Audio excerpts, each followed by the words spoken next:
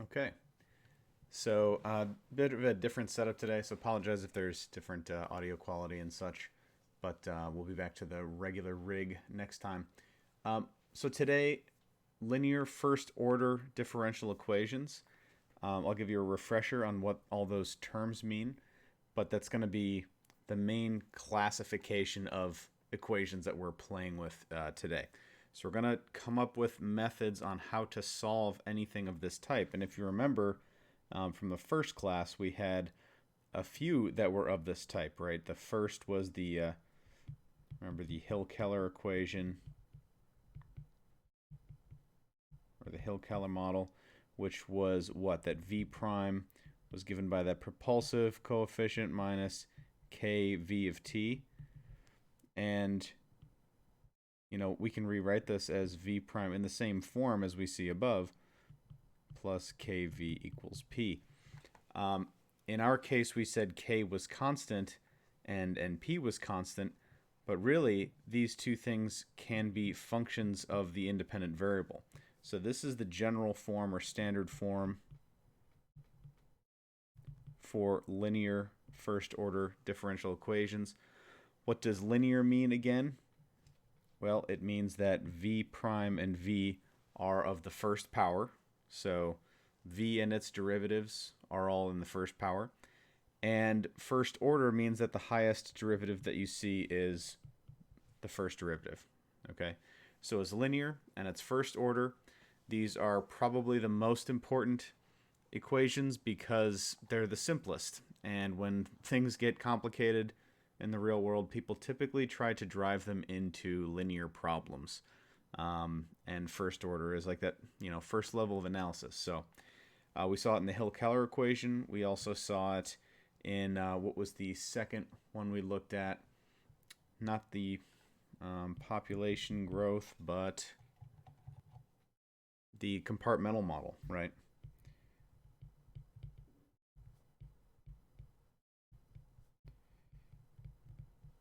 That was a linear first order DE where we had the rate of change of the drug was what? RC1 minus R over V U.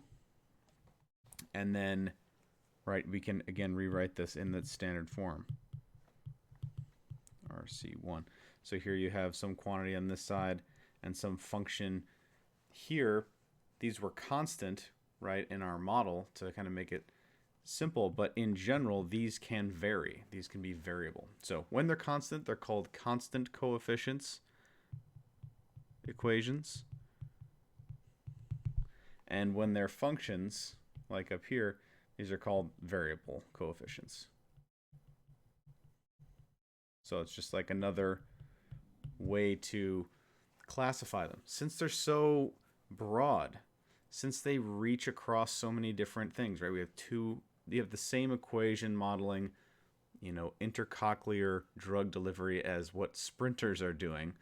That we need these next levels of differentiation between the equations themselves. So that's why there's all these definitions and names for things.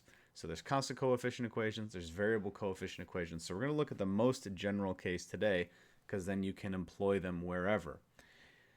So a couple more terms. So this is the standard form. All right, I'm going to bring it kind of back down here. So y prime plus p of x times y equals f of x. So when f of x equals 0, we call this the homogeneous equation.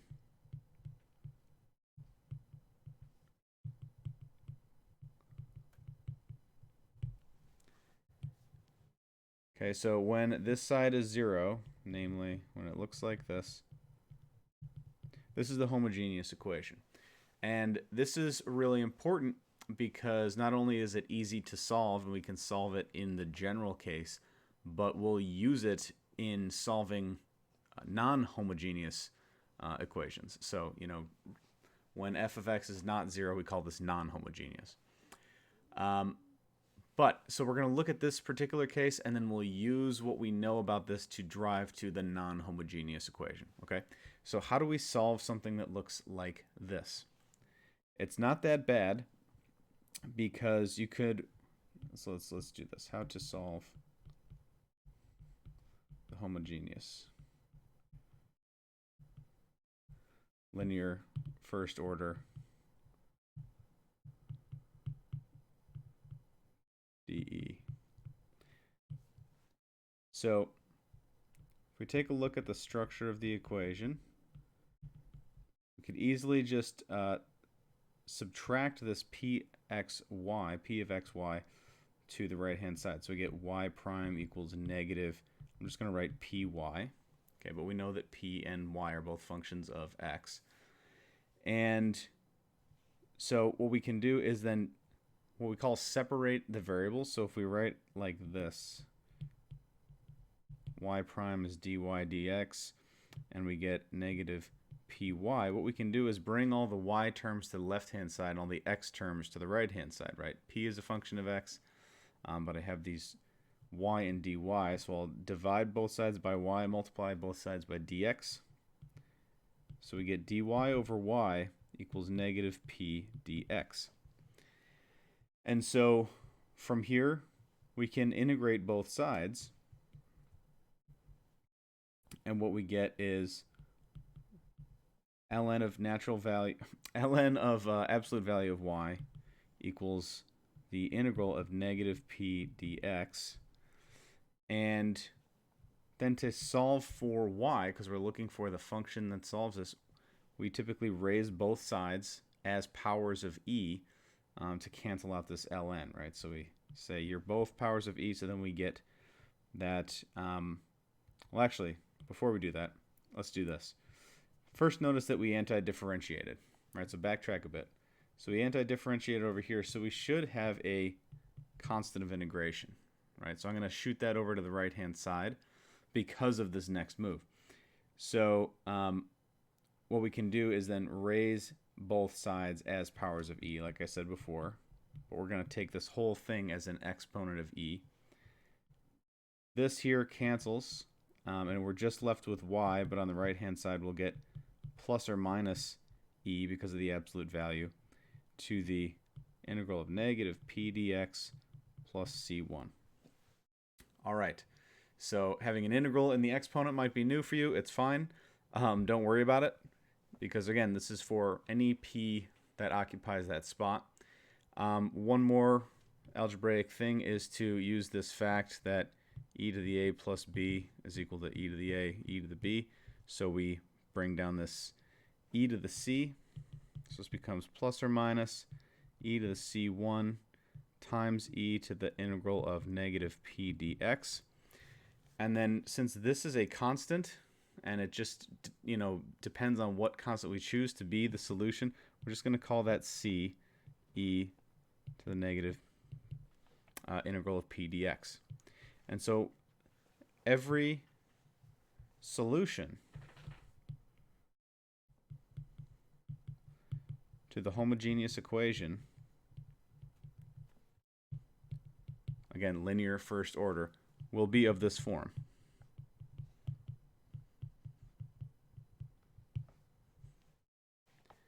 So we know that, okay? There are a lot of different conventions for what you see up here. I write it just like this because it reminds me exactly what I have to do. There's books that say, hey, well, to make it easier to write, we'll call p of x this, you know, negative p dx integrated. Or they might say, you know, p of x is just this without the minus sign, then you'll put a negative big px up there. I say screw all that and just write up in the exponent what you're going to do. Usually these integrals aren't so bad, so having that integral up there is not a problem. All right, so this is how we solve the homogeneous DE. So let's do a quick example to kind of bring this home. All right, so solve y prime minus 3y equals 0. So again, you should be doing this every time until you get really comfortable with using this form, but I'd like you to derive it until it makes sense and you no longer need to, and you can just use this thing. All right, so when you're practicing, make sure you're doing this every time. So what does this become? Well, this becomes y prime equals 3y. Again, this is a homogeneous equation, obviously. Separate variables. This leads to y prime over y equals 3. And so, again, integrating both sides, you'll get what? Ln of y equals 3x plus c. And then from there, raise both sides as powers of e. And what do we get? We get y equals plus or minus e to the c, e to the 3x. And so then again, you just get c e to the 3x.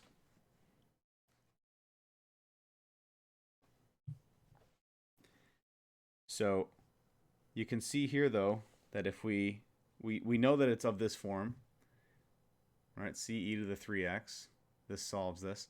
But the next thing that we want to notice was how this applies directly from the formula. So if we looked at c e to the negative p dx, and I just applied this straight away because I saw this was in the proper form of a linear first order homogeneous equation, and this p is not so bad, well, then I say, oh, well, I know the solution is going to be of the form c e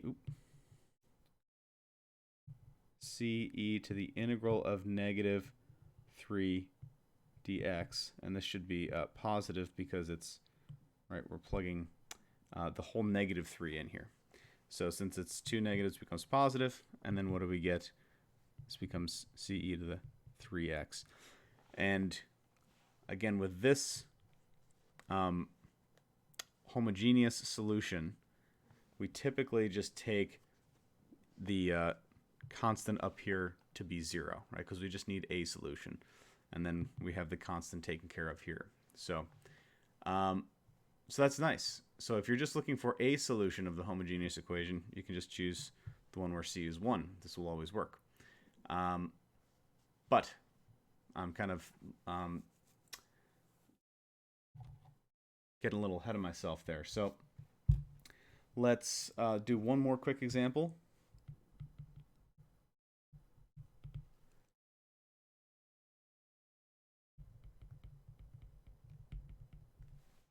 So y prime plus 2xy equals 0. So then again, you can separate variables. We're going to learn more about this method later in 2.6. Y prime over y equals negative 2x. Again, you can break this into dy dx, but we see what happens when we just integrate both sides. We get ln of y is just negative x squared plus c. Raise both sides as powers of e. Get y is plus or minus e to the c1 e to the minus x squared, which is just c e to the minus x squared. So this is what? This is the general solution to this equation. And again, you could have just straight away gone from here, said, all right, this is the homogeneous equation. And since I know it's going to be of this form, we could say it's the integral up top of negative 2x dx, which is going to be negative x squared. And again, with this integration, we just choose c equals 0 because we just need 1. But that's what we get. We see this is the case. So again, go through this process every time, probably this section, and then after that, you can use the fact that we know they all look like this, so we can just hop right to the formula. Okay, so you don't need to reinvent the wheel every time. But it is important that you see, especially when we get to more complicated methods that lean on things like this, that you've done this by hand. Okay. So yeah, there is a common theme of kind of like finding the missing piece to make this thing workable, and we're gonna see some of that today. This was like a mini version. So now we're gonna move into when that f of x is not 0. We call this the non-homogeneous equation.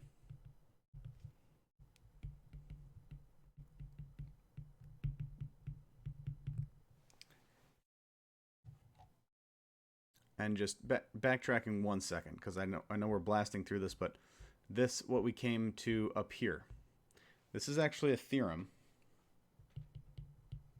Okay, and it just relies on the fact that p is continuous on the interval that we care about. Okay, so if this p function here, if this is continuous on the interval, then the solutions will always look like this, right? We kind of proved that in the general case. So it was a, quote unquote proof. We didn't really get into the nitty gritties of proof, but we see that it will always work. So back to non-homogeneous equations. So what we're going to use is leverage the homogeneous equation, what we call the complementary equation, in solving this. So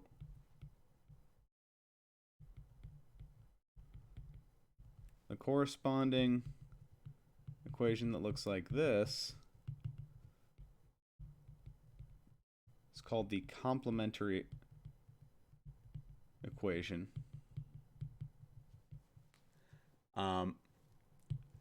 Because it complements, our current equation, which is more complicated.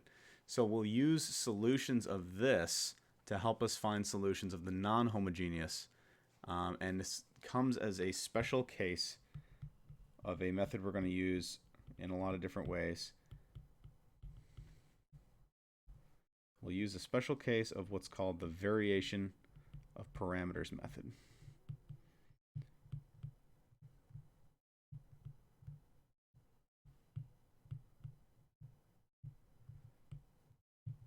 Okay,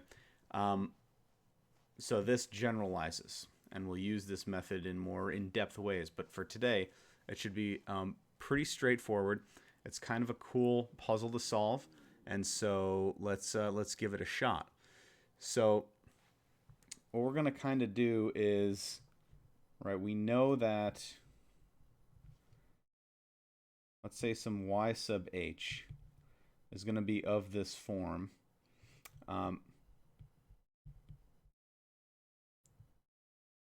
E to the negative p dx is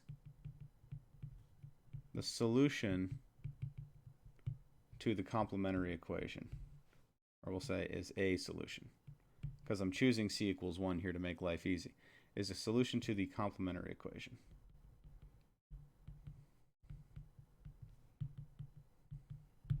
All right, but I'm going to just call it y sub h, so that we know it's the homogeneous solution. Okay. So then what we can do is suppose kind of one of the things we do is we try through optimism an attempt at a function for a solution. So let's suppose that we let y be some unknown function u times the homogeneous solution. So we kind of hope it's of this form that will solve this guy. All right. So what we can do then, since this is a product and u is some unknown parameter, which is a function, but here we're considering it a parameter, then we know by the product rule that y prime is going to be u prime y sub h plus u y sub h prime. Okay, so if we go ahead and substitute in for this guy, or not for that one, if we go back to our original diffie-q, so we look at y prime plus p of x times y equals f of x. If we substitute in this and this for y, so y prime we see is u prime y sub h plus u y sub h prime plus p of x times y, which we said was this unknown u times y sub h. And then we see what shakes out from this. Well, we can drop some brackets here. We get u prime y sub h plus u y sub h prime plus p times u times y sub h. What we can actually do here is what? Factor out this y sub h. No, we'll factor out u on the right-hand side of these two.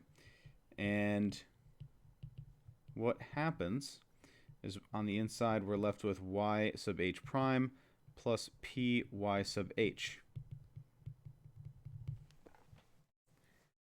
And why that's nice is because we know that this is the left-hand side of the homogeneous equation where we know this is a solution. So we know that this actually equals 0. All right, so that's why we kind of chose it to be of this form.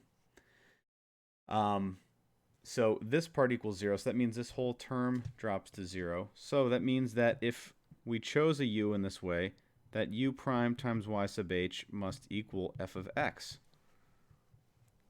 So u prime must be of the form that f of x over y sub h of x. So that's pretty cool. So we know what form this parameter u must be, but rather we have u prime. So how do we get u? Well, then u is just going to be, pencil's gooping up here a little bit, u is going to be just the integral of f of x over y sub h of x.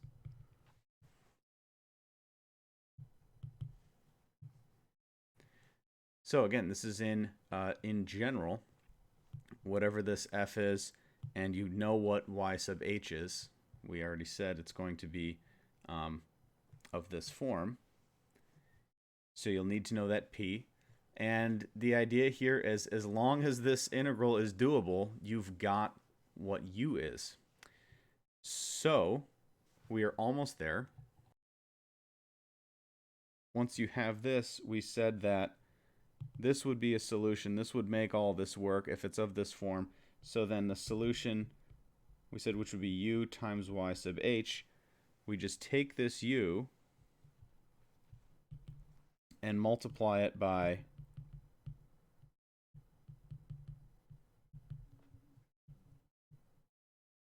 and we'll do this plus c times y sub h. And so we know that this is a solution to the non-homogeneous equation. Okay, so by shoehorning in this solution here and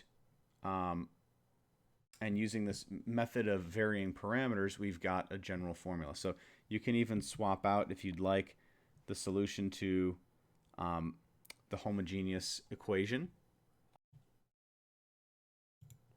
But we'll leave that just how it is for now.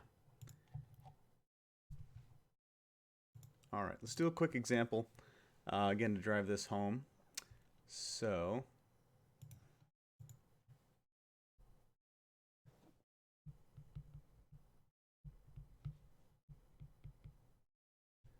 solve y prime plus 3y equals 4. So here my p and my f are constants, constant coefficients. So they're not variable coefficients, right? They're not functions of x, which is nice. It's going to make this a little bit simpler. So in general, we could use this form, but we should go through this process to see how it works first. Okay, little interruption there, but should be good to go. So we want to take this back to the initial method and kind of run it through. So the initial method was to say, let's let y be some u times y sub h, where y sub h is what? The solution to a homogeneous equation. So the complementary equation, we're going to need it, and we're going to need its solution.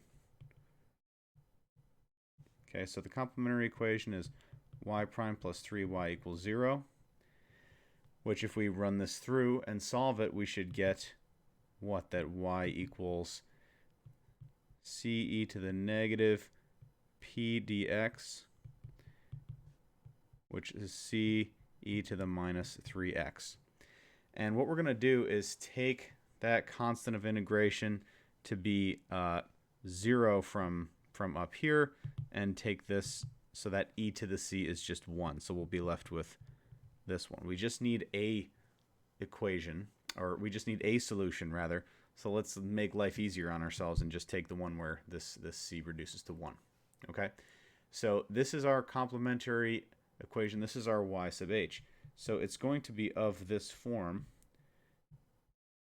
u times e to the minus 3x. And then we're kind of on the hunt for what u must be, so then we can get our total y, which is the product of both of them. Okay, so let's run this through.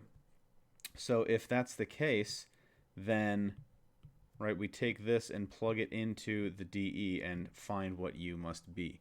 So if this is y prime, we use the product rule, u prime e to the minus 3x plus, but I know this is going to be minus 3u e to the negative 3x.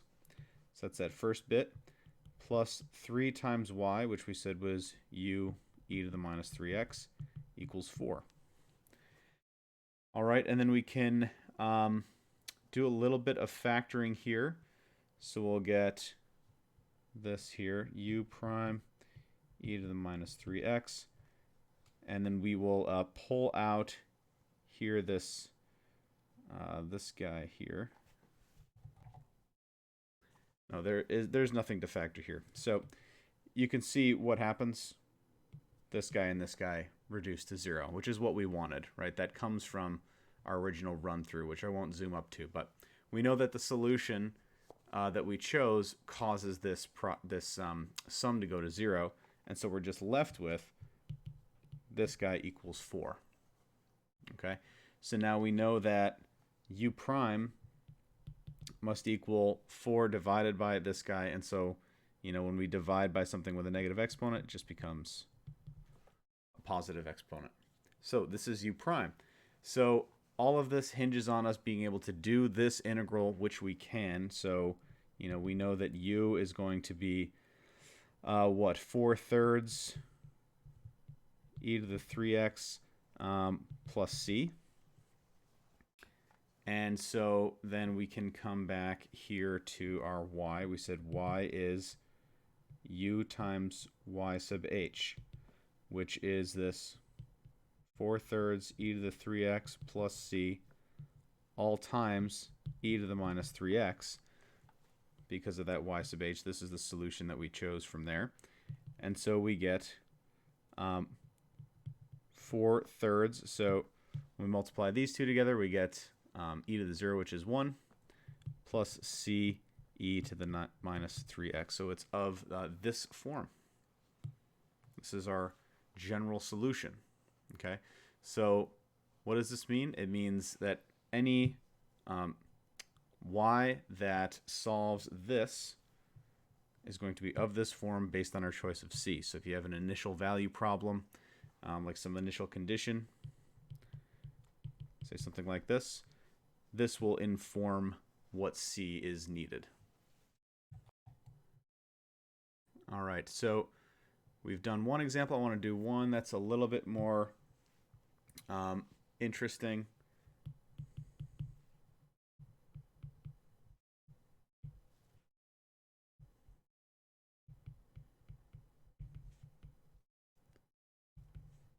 And we'll give an initial condition here. So we have an IVP. All right, so again, let's run it through. If we're going to use a variation of parameters method, that means we're going to let y be some parameter times y sub h. So we're going to need y sub h. Well, y sub h, just looking at the complementary equation.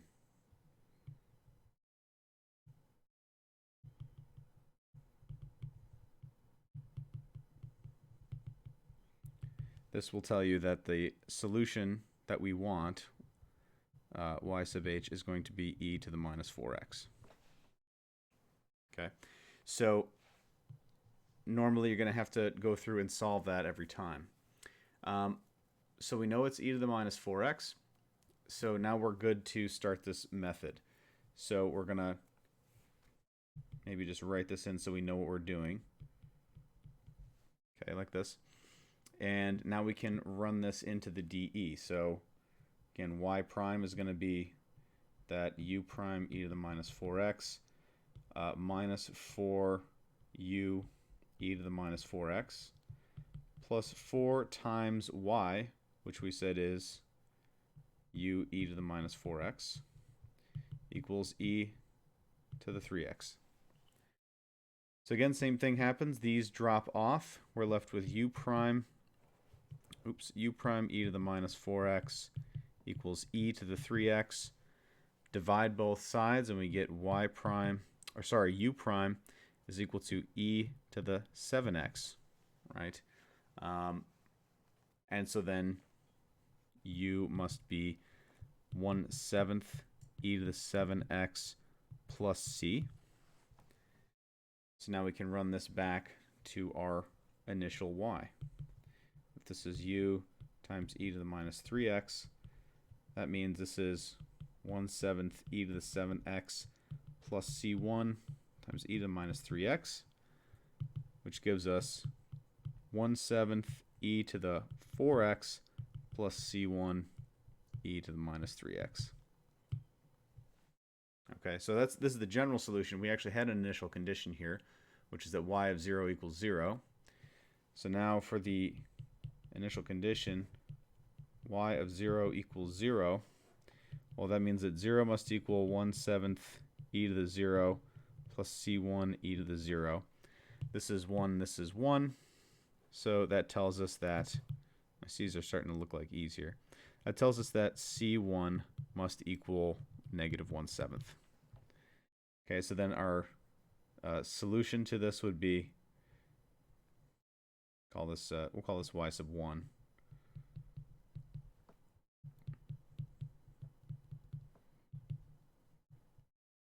Minus 1/7 e to the negative 3x.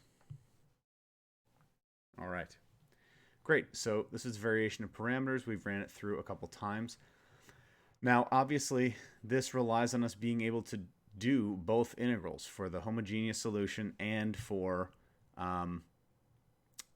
this u prime, right? So sometimes that's not possible, and we're going to do a quick example in how we can leave it should that arise. All right, so here we'll talk about leaving solutions in integral form,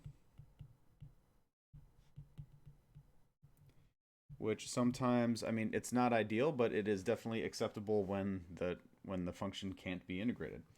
So let's view this via example, and then we'll generalize it. So let's say we're trying to solve y prime minus 3xy, or minus 3x squared y equals 1. And we'll say we have the initial condition y of 0 is 2. So again, let's run through this normally. So let's look at the complementary equation.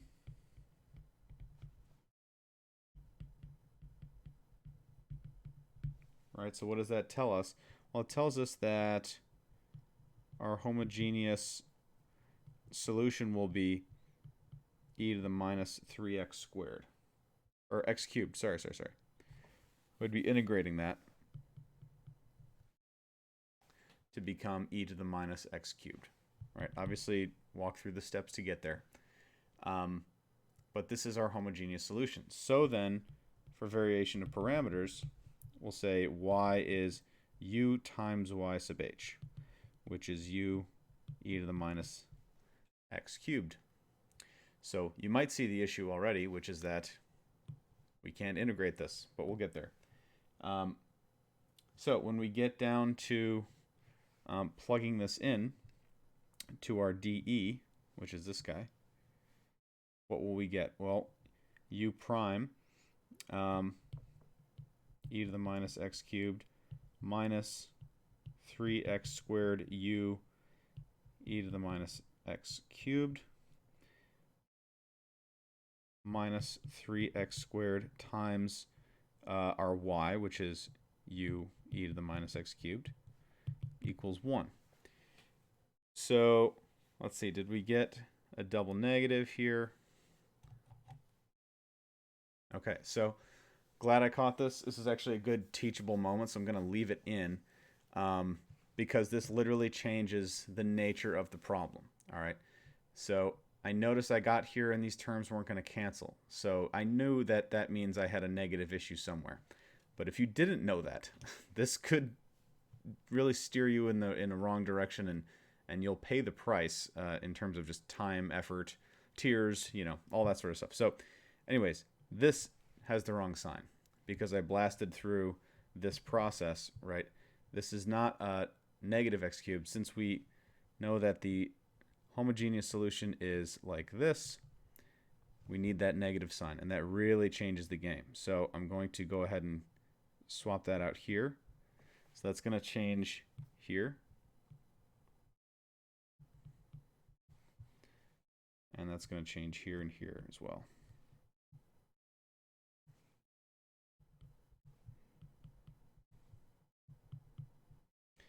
And so that will make this positive. All right.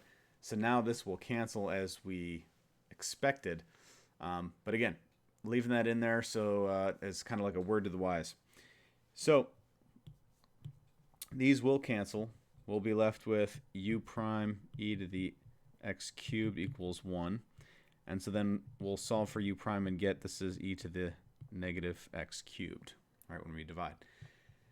So here's the issue, right? You need to be able to take this integral, and here we can't. So we know that u is really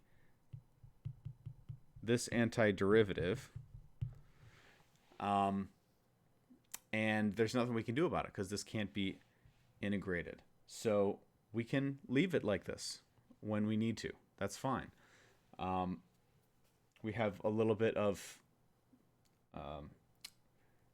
it's a workable situation, essentially. So what we will do then is write it like this. We know this is u, so then y is u times y sub h, which is then, and I'll bring this y sub h actually out front, which we said was e to the x cubed all times this integral e to the minus x cubed dx plus c1. And that's as good as it gets, folks. Okay, so this is a solution in integral form, and this is the general solution. Now, we had an initial condition. So we have a particular curve that we want. So what do we do about that? Well, we're going to choose an antiderivative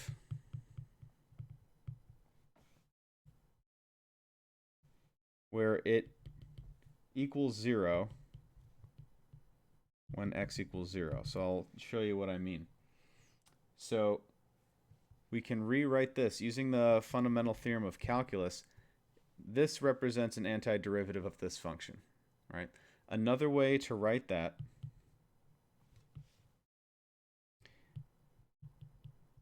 antiderivative is instead of saying this in indefinite form, we can write it as a definite integral from 0 to x and then use a dummy variable inside.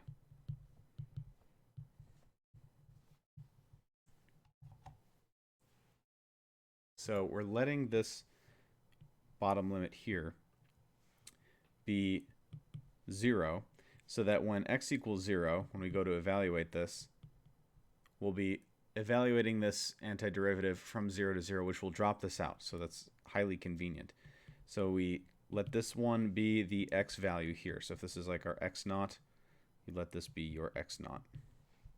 Okay, so when we go to enforce that initial condition, y of 0 equals 2, well then we're looking at e to the 0 all times the integral from 0 to 0 of this. So this whole integral is going to be 0 plus c.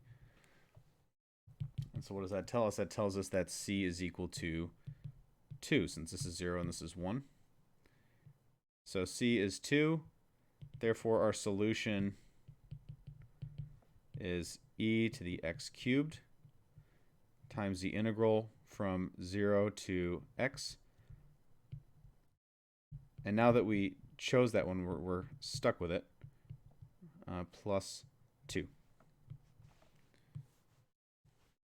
Right.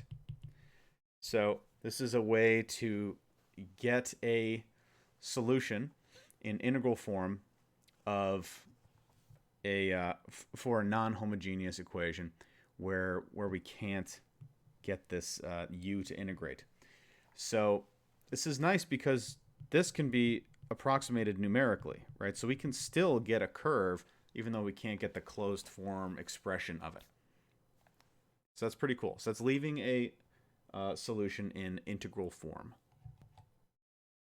Okay, so this all leads us to a theorem, and there's a few of these in this course that are an existence and uniqueness theorem. And you might ask yourself, why do we care about such things?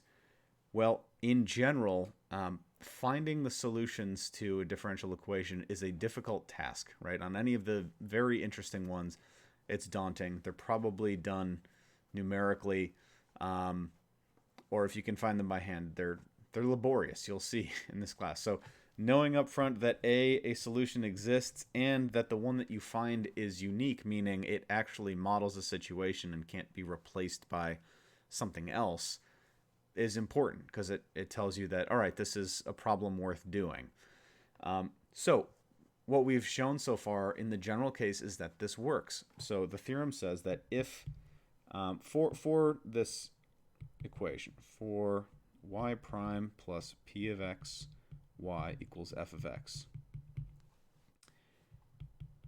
if p and f are continuous on the interval that we care about, and this is we'll be expanding what we mean by this, but this is really the the interval of the solution that we care about.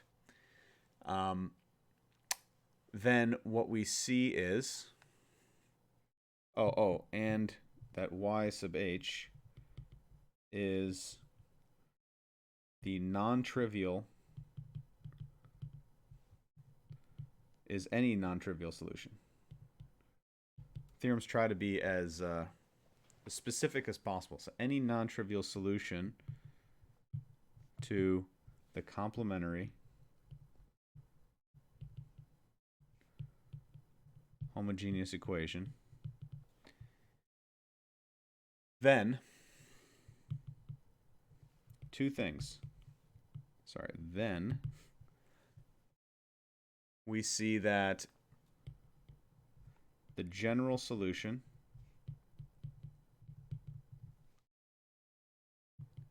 to the non-homogeneous equation is, as we showed before, y sub h of x times the integral of c plus the antiderivative of f of x over y sub h, right? The integral of that u prime piece. So that's part one.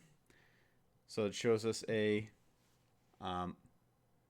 a solution exists, okay?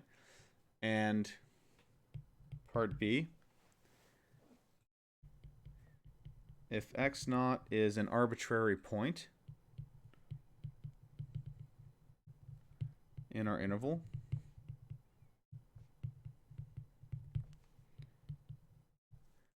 then the initial value problem